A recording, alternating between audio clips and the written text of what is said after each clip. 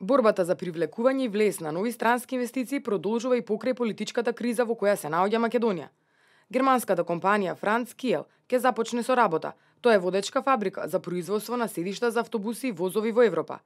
Инвестицијата се реализира во 3 фази, а инвеститорот се обврзува на најмалку 350 нови вработувања.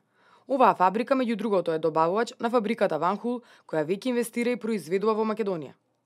Според лидерот на ВМРО-ДПМН Никола Груевски, многу е важно што и во услови на политичка криза, која што долго трае, се успева некако да се задржат инвеститорите кои претходно одлучија да градат фабрики во Македонија, а се привлекуваат и нови.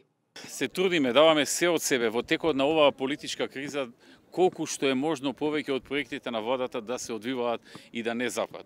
Кризата си го прави своето и таа има свое влијание на економијата и на многу сегменти во општеството. Меѓутоа, како политичка гарнитура се трудиме колку што е можно помалку да влијае и секаде каде што е можно проектите да се одвиваат, да продолжат тоа да се случи. Така што иако некаде имаме проблеми, имаме запирања, на многу места се успева да се одвиваат проектите и под овие околности во кои што СДСМ ја донесе државата и сите овие работи што му ги прави на народот.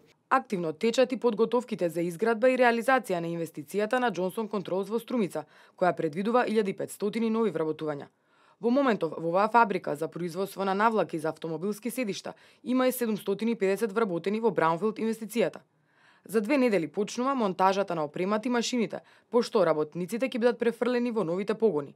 Дополнително, до крајот на годинава се очекуваат уште 400 вработувања, па уште 400 во 2018 година. Во исто време се очекува да се реализира и договорот со Чагатай Кабло, турска инвестиција која ќе почне со градба во Бунарџик. Во однос на останатите компании, во тек е реализацијата на третата фаза на инвестицијата на италијански технохозе во Бунарџик, а најавени се 100 до 200 вработувања. Американската КСС во Кичево стигна до 1200 вработувања, а до крајот на годината се најавени уште 200 нови вработувања. Белгиски Ван Хул ја довршува втората фаза од инвестицијата, а до крајот на годината се очекува да се вработат 1000 нови луѓе. Како резултат на соработката со белгиците, компанијата Актива во Штип изгради целосно нова фабрика и отвори дополнителен број на работни места. ОДВ Електрик во Охрид во месец јуни ќе го префали производството во новиот објект, кој сега има 230 вработени, а се очекува бројката да достигне до 1000 вработени, додека пак Гентерм во Прилеп во моментов има 900 вработувања.